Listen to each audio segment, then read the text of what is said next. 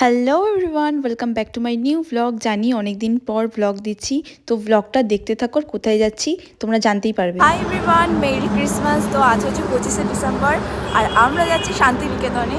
তো চলো কি করব না করব তোমরা সব দেখতেই পাবে। তো ভিডিওটা শুরু করা যাক। এখন আমরা অলমোস্ট চলে এসেছি শক্তিগড়ে, মানে শক্তিগড়ের কাছাকাছি চলে এসেছি। আর এখান থেকে 2 ঘন্টা দেখাচ্ছে শান্তিনিকেতন।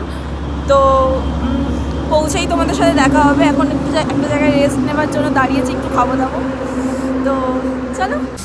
এখানে প্রচণ্ড ঠান্ডা, এতগুলো পড়ে রয়েছি তারপরেও এত ঠান্ডা লাগছে।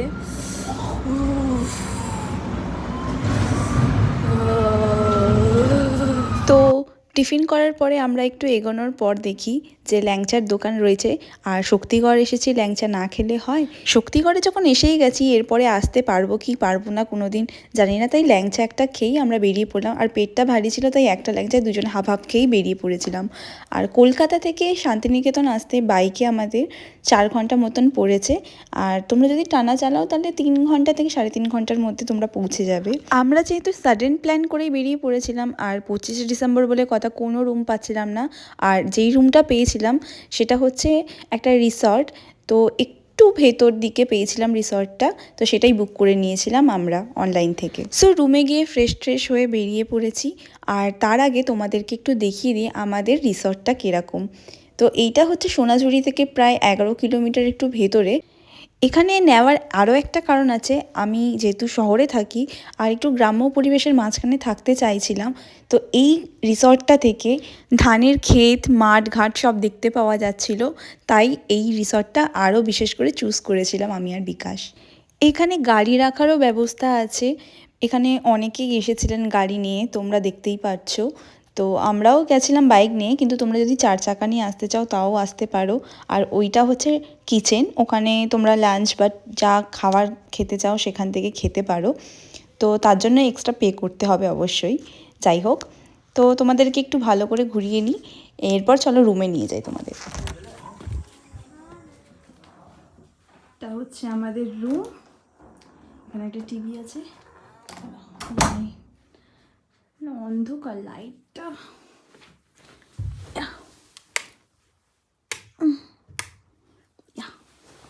এইখানে একটা মিরর আছে, দিস মে সোমা। আর এখানে সব আমাদের রাইডিং জ্যাকেটগুলো টাঙানো, এখানে হেলমেট। আর এটাও বাথরুম। সো চলো তোমাদেরকে বাইরেটা দেখাই একবার। এই যে গেট, এখান থেকে বেরালাম।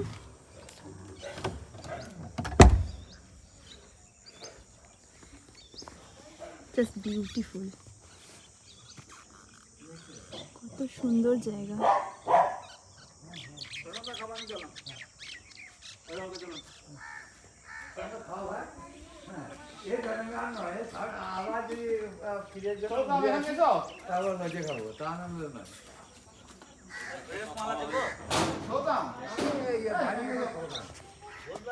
আর এখান থেকে কিন্তু 11 কিলোমিটার সোনাঝুরি, বিশ্বভারতী সব কিছু। আমরা একটু নিরিবিলিতে থাকবো বলেই এখানে হোটেলটা নিয়েছি।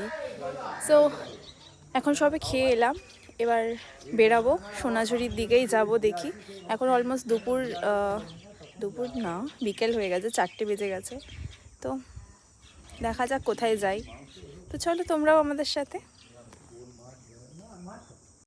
লাঞ্চে ছিল মাছ ভাত, তার সাথে অনেক কিছু ছিল, এত কিছু তোমাদের নাম বলতে বলতে আমি হাঁপিয়ে যাব, তাই তোমরাই দেখে নাও। তো ভাবলাম একটু তোমাদের দেখিয়ে দিই। একদম সত্যি করে রিভিউ দিচ্ছি, জাস্ট ফাটাফাটি ছিল খাবার দাবার, আর রুম সার্ভিস সব কিছু ভালো ছিল। সো এখন আমরা যাচ্ছি সোনাঝুরির দিকে, জানি না কিছু খোলা পাবো কি পাবো না, তো চলো দেখা যাক। চলে এসেছি আমরা সোনাঝুরিতে। আর এখানে এসে তো আমি জাস্ট অবাক, এত জিনিসপত্র দেখে যে আমি কোনটা ছেড়ে কোনটা কিনবো, পাগল হয়ে গেছিলাম জাস্ট। তাই এখানেই ঘুরতে ঘুরতে অনেকটা টাইম কাটিয়ে ফেলেছি।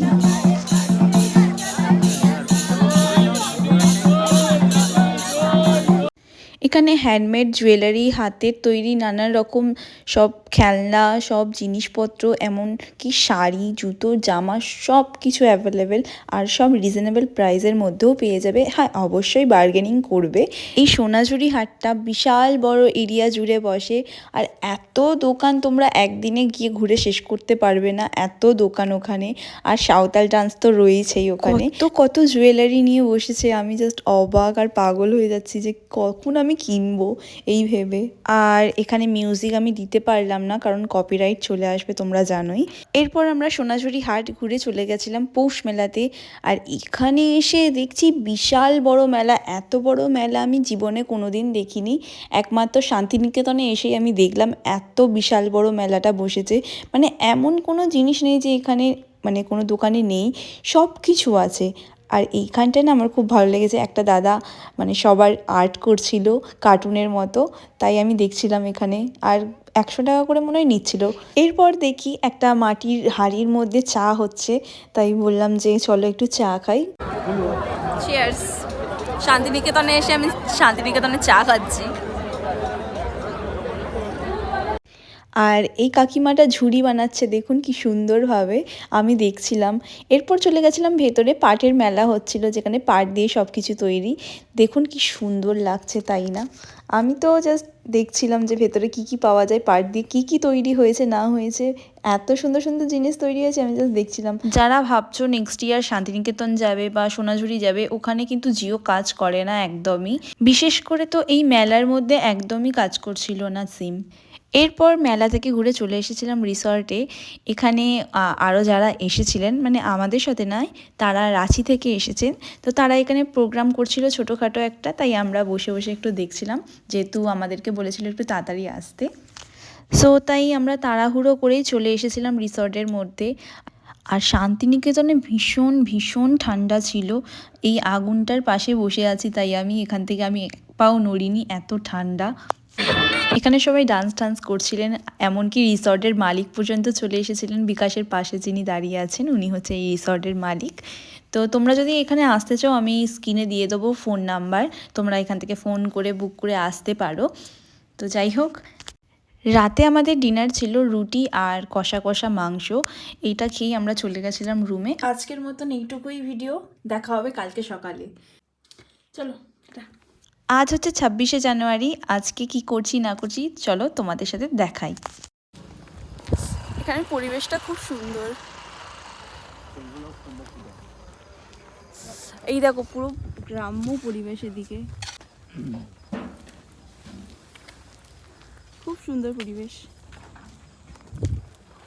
যদি তোমরা আসতে চাও এই আমাদের রিসর্টটাতে যেখানে আমরা ছিলাম, তাহলে তোমাদেরকে ডিটেলস দিয়ে দেবো, সেখানে তোমরা বুক করে ফোন করে আসতে পারো। এখানে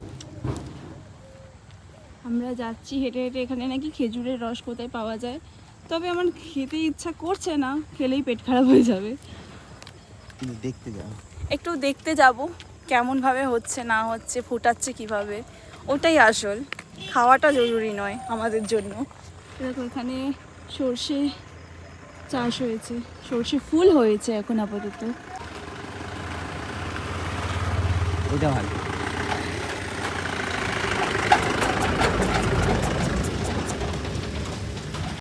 তো এখানে এসে দেখি খেজুরের রস ফোটানো হচ্ছে একদম টাটকা, আর ভাবলাম যে চলো একটু বাড়ির জন্যও কিছু নিয়ে যাব, তাই একটু দেখছিলাম দাঁড়িয়ে দাঁড়িয়ে কীভাবে ফোটাচ্ছে না ফোটাচ্ছে, কারণ এইসব না আমি কোনোদিন দেখিনি, এই প্রথমবার দেখছি আমি। আর এই সাইডটাতেও আরেক রকমের খেজুরের গুড় ফোটানো হচ্ছিল, তো আমরা 2 রকমের গুড় কিনে নিয়ে গেছিলাম এখান থেকে। গুড় কিনে নিয়ে গেলাম এখান থেকে, একদম টাটকা তাজা গুড়, খেতে কিন্তু খুবই ভালো, একদম পিওর। আমরা টেস্ট করলাম তারপরেই কিনলাম, নাহলে কিনছিলাম না। চলো হোটেলে যাওয়া যাক এখন, দেখি আমাদের টিফিন করেছে কি রেডি, তারপর বেরোবো ঘুরতে। টিফিন খেয়ে বেরিয়ে পড়েছিলাম আবার ঘুরতে, তো চলে এসেছিলাম প্রকৃতি ভবনে। এখানে এন্ট্রি 100 টাকা করে পার হেড পড়বে সকলেরই। এখানে গাছের কাঠ দিয়ে কিছু স্ট্রাকচার করে রাখা রয়েছে, আমি সেরকম বুঝতে পারিনি ব্যাপারটা, তাই ওখান থেকে আমি বেরিয়ে পড়েছিলাম। বাউলিঘাট হচ্ছে সামনে, দেখে আসি।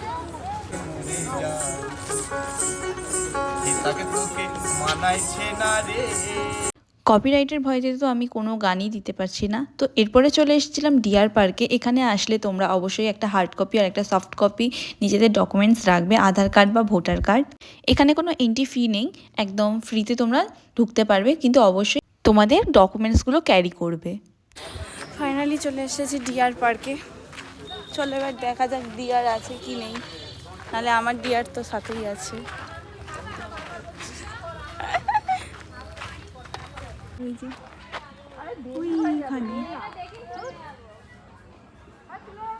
ডিয়ার এদিকেই সিং খাড়া করে দেখছে। ডিয়ার পার্ক ঘুরে চলে এসেছিলাম আমরা রবীন্দ্র ভবন আর ছাতিমতলার কাছে। আর সেদিনকার বন্ধ ছিল, বিকজ সেদিন মেলা চলছিল, তো সোমবার দিয়ে খোলার কথা ছিল, তাই আমরা ভেতরে যেতে পারিনি। আর এটা হচ্ছে রবীন্দ্র ভবন, তাই বাইরে দিয়েই দর্শন করে চলে এসেছি। নেক্সট টাইম গেলে ভেতরে অবশ্যই তোমাদেরও নিয়ে যাব, যদি ক্যামেরা অ্যালাউড হয় তাহলেই নিয়ে যেতে পারবো তোমাদেরকে। তো মন খারাপ করে চলে গেলাম এখান থেকে, আর কি করব। আমরা চলে এসেছি কোপাই নদীর তীরে। এখানে সব কিছু বিক্রিও হচ্ছে, তারা দেখাচ্ছি তোমাদের। এই যে কোপাই নদী, এই সেই নদী যেখানে রবীন্দ্রনাথ বসে লিখেছিল, আমাদের ছোট নদী চলে আঁকে বাঁকে, বৈশাখ মাসে তার হাঁটু জল থাকে। এই সেই কোপাই নদী।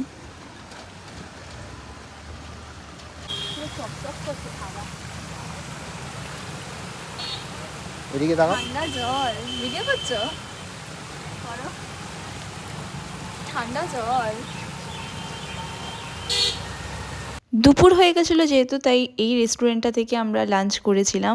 আর এখানে একটা দোলনা ছিল, তাই আমি বসে বসে দোলনা চড়ছিলাম। আমি বাচ্চাদের মতন এসব দোলনা ফোল্লা দেখলে খুব খুশি হয়ে যাই, তাই চড়তে বসে পড়ি। লাঞ্চ করার পরে চলে এসেছিলাম আমরা কঙ্কালীতলাতে। তো পুজো তো দিইনি, এমনি জাস্ট দর্শন করতে এসেছিলাম মাকে। সকল ভক্তরা এখানে লাইন দিয়ে দাঁড়িয়ে রয়েছেন মায়ের পুজো দেওয়ার জন্য। মা সতীর এখানে কয়েকটা অঙ্গের ফটো দেওয়া রয়েছে, যেখানে যেখানে পড়েছে, তো সেগুলোই দেওয়া রয়েছে। এরপরে এখান থেকে চলে গেছিলাম আবার সোনাঝুরিতে।